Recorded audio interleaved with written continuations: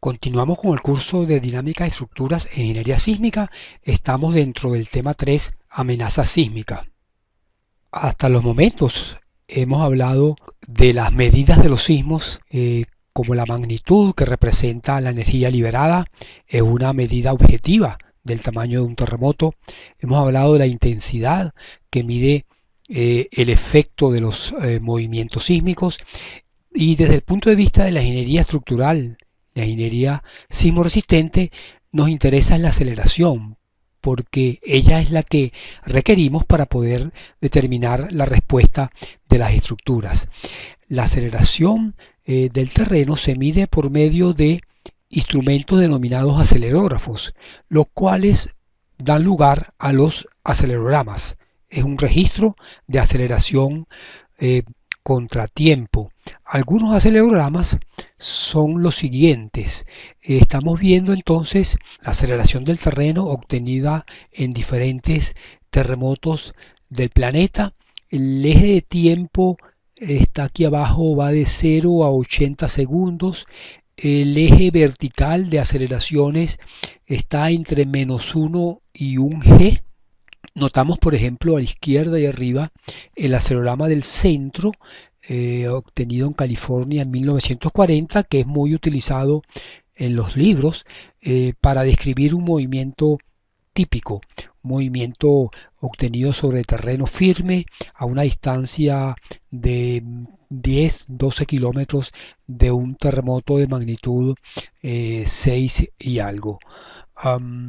Notamos un poco más abajo el registro, el acelerograma del evento de San Fernando de 1971, también en California. La aceleración en este sitio excede 1G. Todos estos son acelerogramas registrados en dirección horizontal. Eh, Vemos como algunos tienen picos elevados de poca duración, eh, otros una gran duración y poca amplitud. Eh, el de aquí abajo que estoy indicando corresponde al evento sísmico de Chile del año de 1985, el registro obtenido en la estación de Yoyeo, y notamos su gran duración en comparación con estos otros registros de California. Estos de California, la mayoría de ellos están asociados a movimiento de transcurrencia, falla de San Andrés, mientras que este de Chile corresponde al fenómeno de subducción. Este es uno de los eventos de mayor duración que se han obtenido, ¿no? Notamos que la duración de este evento es del orden de más de un minuto, un poco más de un minuto, mientras que la duración de este evento en California, el centro, es de alrededor de 30 segundos y el de San Fernando es quizás unos 15 segundos. El otro evento que hay que llamar la atención es el de México, que está de último aquí abajo, el obtenido en Ciudad de México sobre terreno blando en el evento sísmico de 1985.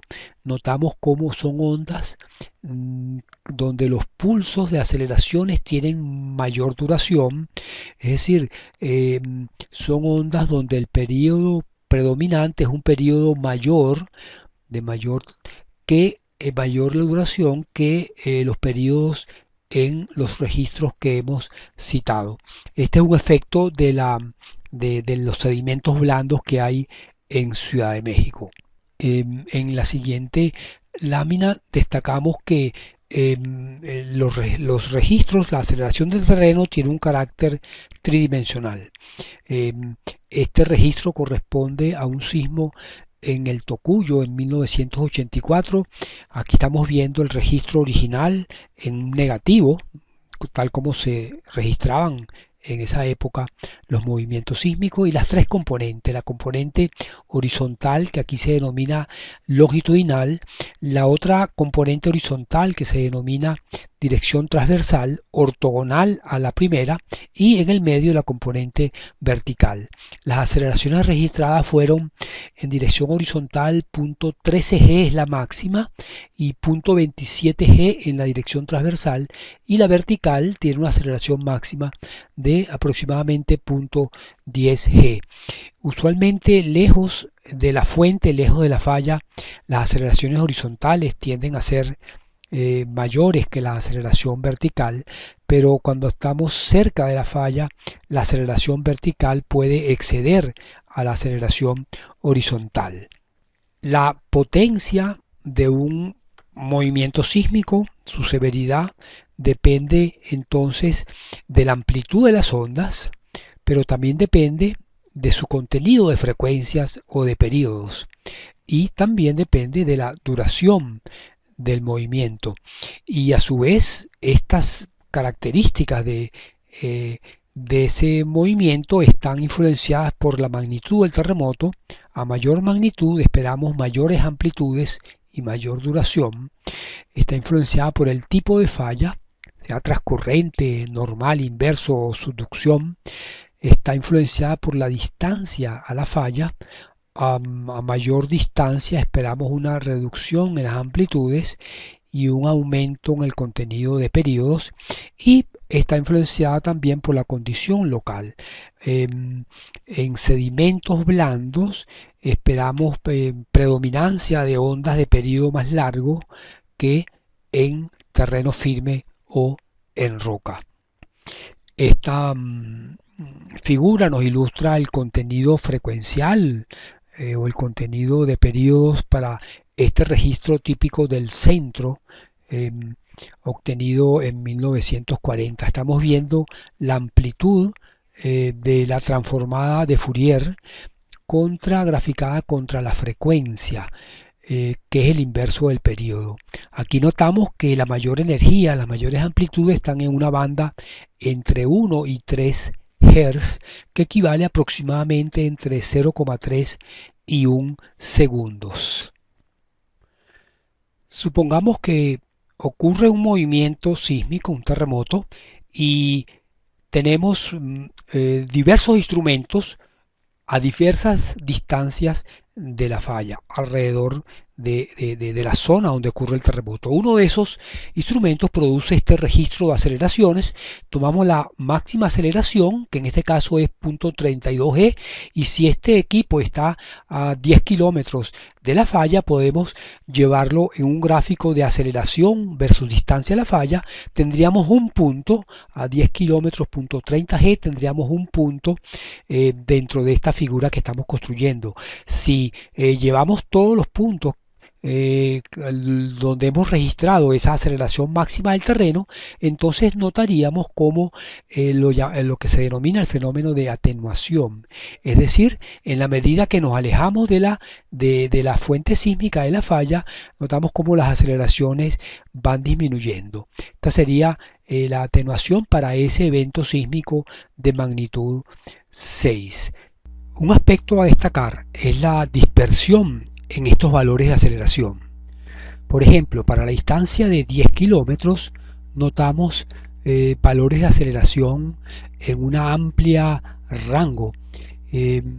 Si calculáramos estadísticamente la media o la mediana de estos valores y repetimos el procedimiento para cada distancia, pudiéramos obtener una curva media o mediana, aquella que tiene 50% de probabilidad de ser excedida, que representaría la aceleración del terreno versus la distancia para este evento de magnitud 6. Igualmente pudiéramos entonces graficar la curva de la mediana más una desviación estándar, por ejemplo, o la mediana menos una desviación estándar. Estos se denominan modelos de atenuación. Si tuviéramos información para muchos eventos sísmicos y muchas magnitudes, podemos construir entonces modelos de atenuación como el descrito en esta figura. Estamos viendo las medianas de la aceleración del terreno versus la distancia a la falla en kilómetros para varias magnitudes. Por ejemplo, en la magnitud 8 observamos cómo en los primeros kilómetros, desde 1 hasta digamos unos 4 o 5 kilómetros, hay muy poca disminución de la aceleración. Después de esos kilómetros sí existe una disminución sostenida, una atenuación en las amplitudes de aceleración. La misma observación se puede hacer para las otras curvas correspondientes a otros valores de magnitud. De tal manera que el efecto de la distancia es muy importante. Notemos que ya a 100 kilómetros de distancia, todos los eventos, todas las magnitudes están por debajo de 8%, me corrijo, 100 kilómetros es por debajo de aproximadamente 5% de la gravedad. El efecto de la magnitud es evidente de estas figuras. En la medida que la magnitud disminuye, disminuye sensiblemente la aceleración del terreno. Notemos que a distancias muy cercanas de la fuente, 1 kilómetro, el evento de magnitud 5 tendría una aceleración del orden de 0.22, 0.23 g, mientras que el mayor evento de magnitud 8 tendría una aceleración de aproximadamente 0.5 g. La dispersión la ponemos de manifiesto en esta figura para un evento de magnitud 6,4 fallas transcurrentes. Aquí se ha graficado la media y la media más una desviación estándar y la media menos una desviación estándar. Notamos que agregarle una desviación estándar a la mediana tiene como resultado el multiplicar por aproximadamente 1,7, 1,8 veces la aceleración, mientras que reducir una desviación estándar equivale a multiplicar la mediana por un número aproximadamente igual a 0.6, 0.65. Ahora bien, la atenuación se pone de manifiesto no únicamente para la aceleración del terreno. En nuestra respuesta espectral, la aceleración del terreno es la aceleración para periodo igual 0. Estos modelos de atenuación se construyen para cualquier valor del periodo. En otras palabras, se estudia la atenuación de los espectros de respuesta o de sus valores espectrales con la distancia. Estos espectros, aquí estamos mostrando la aceleración espectral versus el periodo, corresponde a un terremoto de magnitud 7, a una falla transcurrente sobre roca con un buzamiento de 90 grados. Son el modelo propuesto por unos autores. Entonces notamos cómo el espectro a 1 kilómetro de distancia es sensiblemente mayor que a 20 kilómetros y esta a su vez mayor que a 50 kilómetros de distancia. Veamos una síntesis de lo que hemos visto hasta los momentos. Si de la información geológica conocemos que determinada falla puede experimentar una ruptura con una longitud máxima y conocemos también el ancho de ese plano de falla o la profundidad, en este caso por ser un plano de falla vertical, el cual es una información que proviene esencialmente de la sismología. Entonces nos preguntamos bien, si estamos a una distancia, por decir algo, 20 kilómetros de esa falla, ¿para qué espectros de respuesta o para qué movimientos vibratorios del terreno tenemos que diseñar nuestra estructura? La podemos responder de la siguiente manera: con la información de la longitud de ruptura o del área de ruptura podemos determinar la magnitud máxima que se puede generar si se rompiese todo ese plano. Usando las expresiones que hemos visto previamente, que se suelen expresar ya sea en función de la longitud de la ruptura o otras se expresan en función del área de ruptura. Conocida la magnitud de ese terremoto, usando los modelos de atenuación, podemos determinar la aceleración espectral como una función del período. Esos modelos de atenuación que hemos examinado dependen entonces no solo de la magnitud, sino de la distancia al plano de falla, del tipo de mecanismo de dislocación y de la condición local, entre otros factores. De tal manera que usando esta información podemos construir el espectro de respuesta a una distancia dada, digamos 20 kilómetros de ese plano de falla, suponiendo que se rompa toda esa falla. Pero esta información es una información de carácter determinística.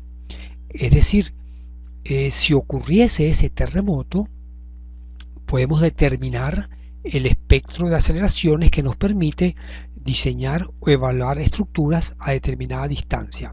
Pero no hemos dicho hasta los momentos cuáles son las probabilidades de que ocurra ese evento, de que se produzca esa dislocación, de que se rompa ese plano de falla. Y eso es lo que vamos a ver a continuación, a introducir el cálculo de las probabilidades para poderlas asignar a las magnitudes, así como a los valores espectrales. Apuntamos a poder decir cuál es la probabilidad de que ese espectro de respuesta que lo vamos a utilizar para diseñar estructuras sea excedido. La asignación de probabilidades en la amenaza sísmica y en los movimientos sísmicos pasa por determinar el número de terremotos que han ocurrido en el pasado y las magnitudes a las cuales se asignan esos terremotos. Eso se suele hacer por medio de los catálogos sísmicos, catálogos sismológicos, y que corresponden a un país o corresponden a una región específica donde queremos hacer el estudio de amenaza sísmica. Como un ejemplo vamos a mostrar información para todo el planeta tomada de las bases de datos que está en el portal del USGS. Supongamos que tenemos esta información de terremotos que han ocurrido de determinados rangos de magnitudes y expresados como un número de eventos por año. Es decir, entre las magnitudes 6 y 6,4 en todo el planeta ocurren en término medio 210 terremotos por año. En el rango de magnitud en el otro extremo, entre 8,5 y 8,9, ocurre en término medio 0,3 terremotos por año. Con esta información vamos a definir y a calcular el número de terremotos al año con magnitud mayor o igual a m. Y ese valor lo llamamos lambda. Lambda también es la tasa de excedencia de terremotos, la cual nos va a permitir posteriormente el cálculo de las probabilidades. De tal manera que en este caso el lambda asociado a la magnitud 6 sería el número total de terremotos en este catálogo con magnitud mayor o igual a 6. Sería 210 más 56 más 15 y así sucesivamente. Sumaríamos todos estos valores y obtendríamos 285,5. O sea que en el planeta ocurren 285,5 terremotos con magnitud mayor o igual a 6 en el año, en término medio. Supongamos que este cálculo lo hacemos para todas las magnitudes disponibles en nuestro catálogo. O sea, 6, 6,5, 7, 7,5, 8 y 8,5. Y llevamos eso a una figura. En vez de graficar lambda contra magnitud, graficamos logaritmo de lambda contra la magnitud y obtenemos un resultado como este.